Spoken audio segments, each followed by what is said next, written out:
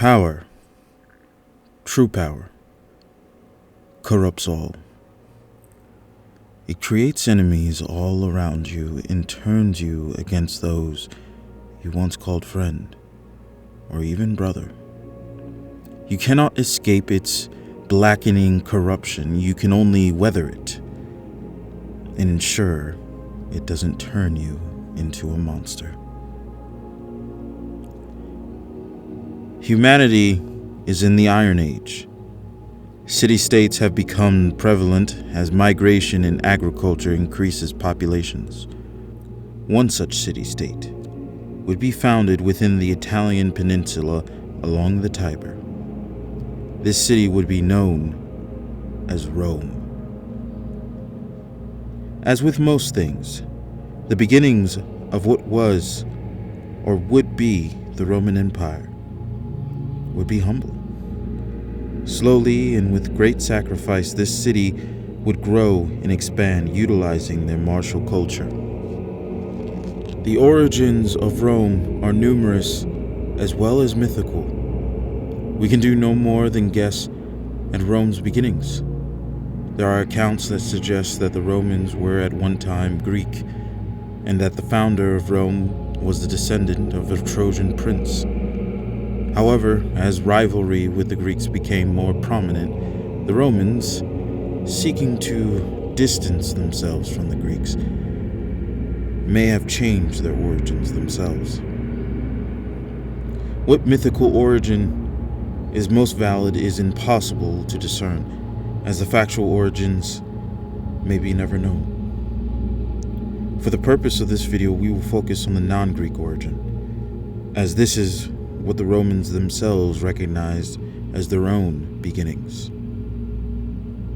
The city of Rome would be founded April 21st, 753 BC by two brothers named Romulus and Remus. The two brothers were born in the city of Alba, not far from where the brothers would establish Rome. Their mother, Rhea Silva, was a princess, daughter of King Numitor of Alba Longa. The king would be deposed by his younger brother Amulius and was sent to exile. To secure the throne and protect himself from future claimants, Amulius forced his niece Rhea to become a priestess, making her celibate. However, according to the myths, Mars, the Roman god of war, made the young priestess pregnant. She gave birth to two boys, Romulus and Remus. Amulius ordered for the infant boys to be put to death by drowning them in the Tiber. How they survived their execution is unknown. The boys were sent down the Tiber, perhaps in a basket like the story of Moses.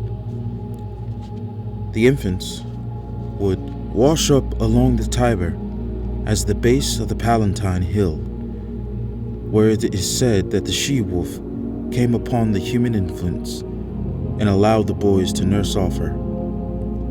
Romulus and Remus were soon discovered by a herder by the name of Faustulus. The herder would take them in and raise the boys as his own amongst his tribe, where they would grow into manhood, living a simple and peaceful life. However, this peace would not last, as the brothers would soon discover that they were not mere herders, but princes whose birthright was stolen from them. This discovery would lead the brothers to abandon their peaceful life as herders and seek to take back their throne. It was a day like any other. The sun beamed over the rolling hills overlooking the village. Faustulus was in the fields with his flock. Usually he would have his sons Romulus and Remus with him, but not this morning. This morning the old man went out alone to make a decision, one that he knew would change everything. Romulus and Remus, the boys he and his wife had cared for, the boys they raised, the men they are today, they are not his true sons.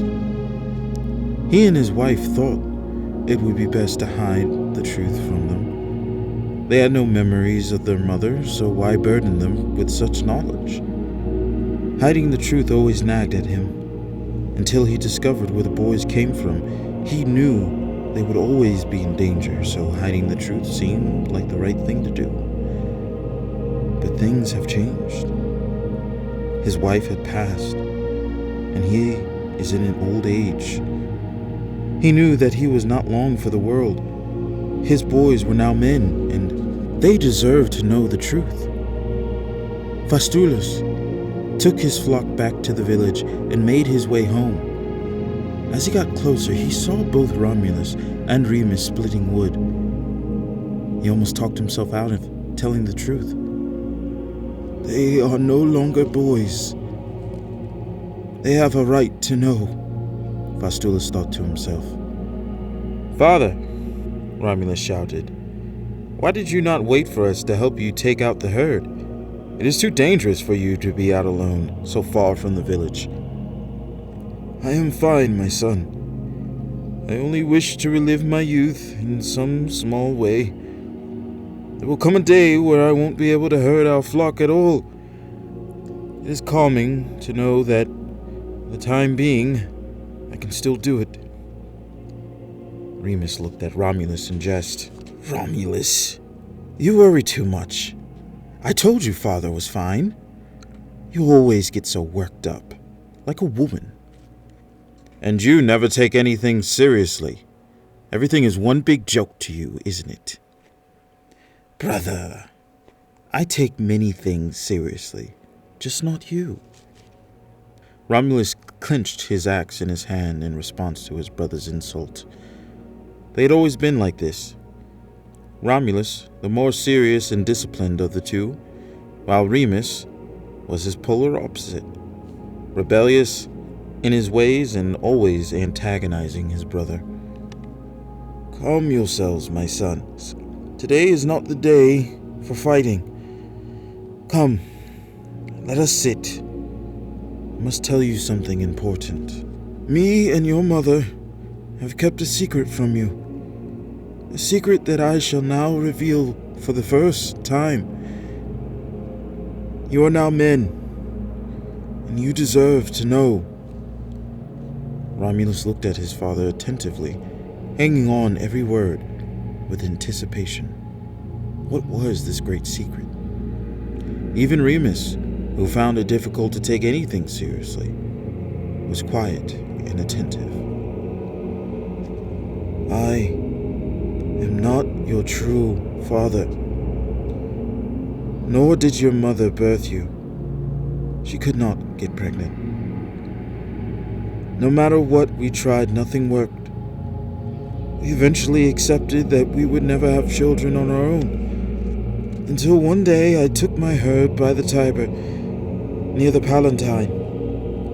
I noticed the flock was nervous. I know this only meant one thing. Wolves. I looked around and eyed a massive she-wolf, larger than any wolf I had ever seen. Then, to my surprise, I saw you two.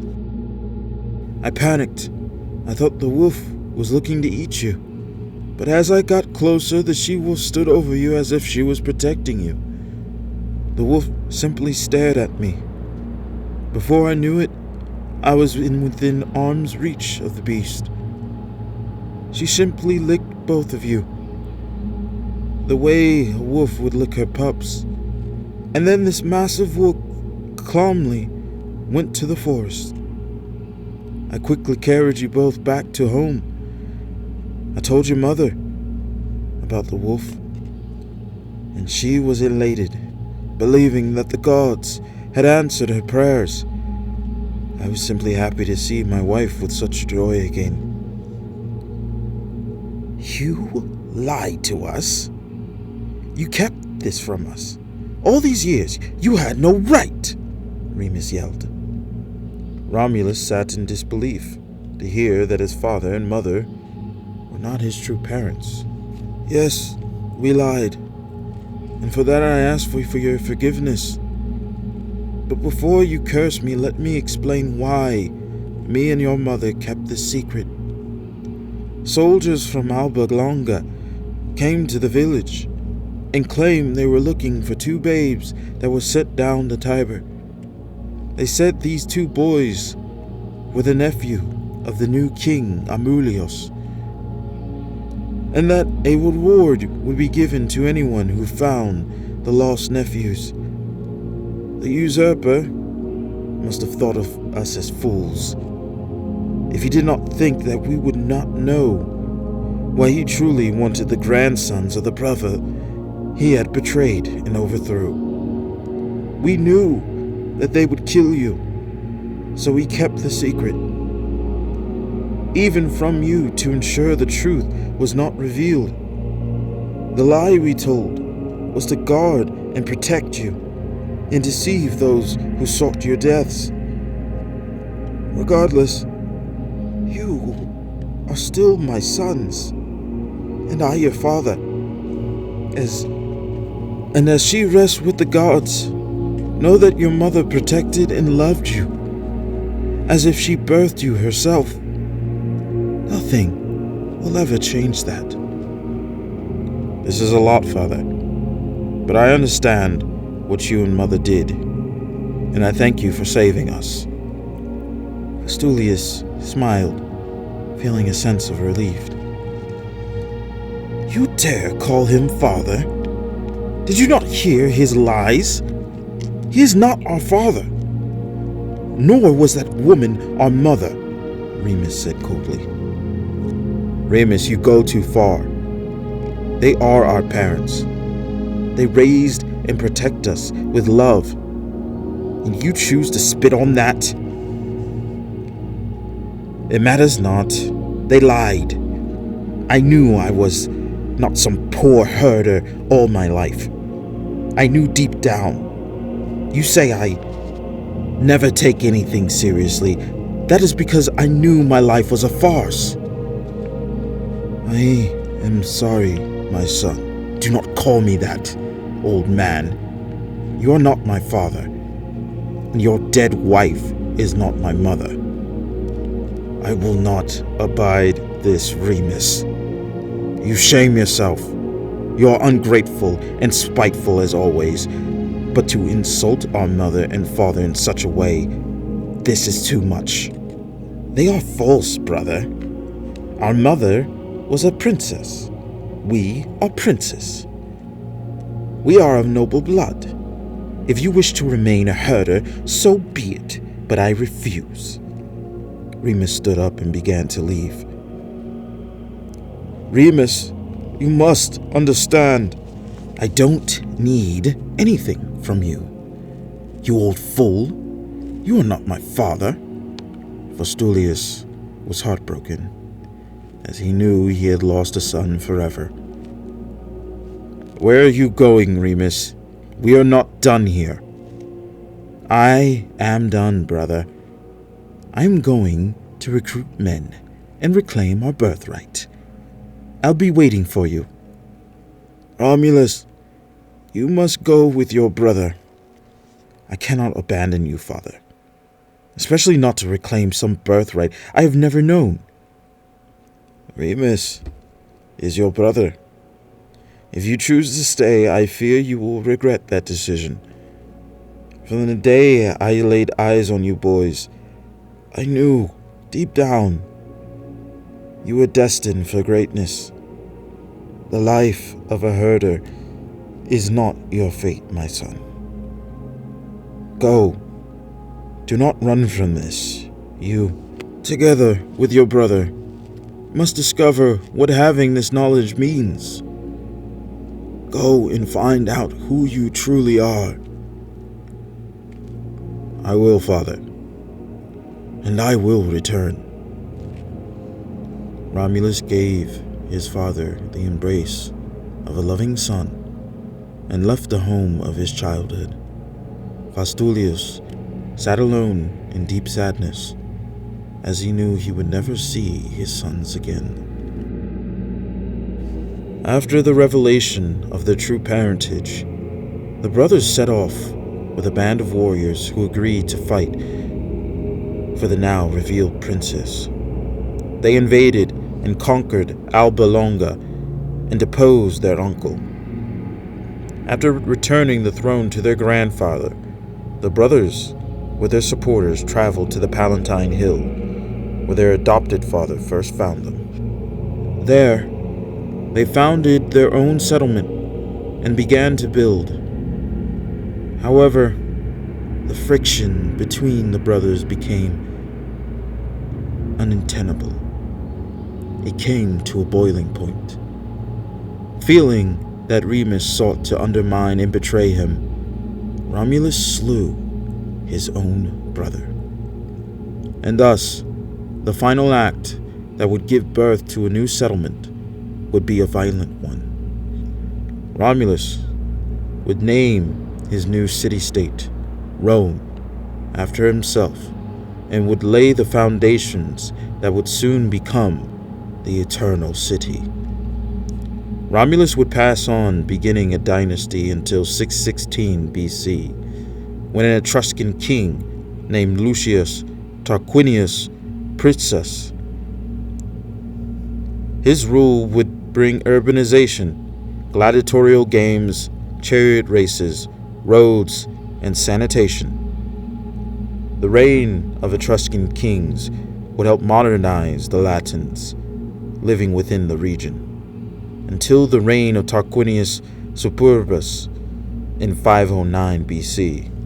Motivated by the abuses of this king, the Latins overthrew him and ended the reign of kings in Rome. Fed up with the idea of kingly rule, the Latins would form the first Roman Republic.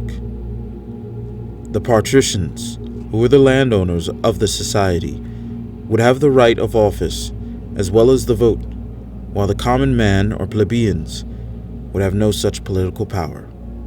The Roman Senate would also create the consul positions, an executive position where two individuals would serve as a check on each other's executive power. Its first two members would be the chief conspirators who ousted the Etruscan king, Colentinus and Brutus.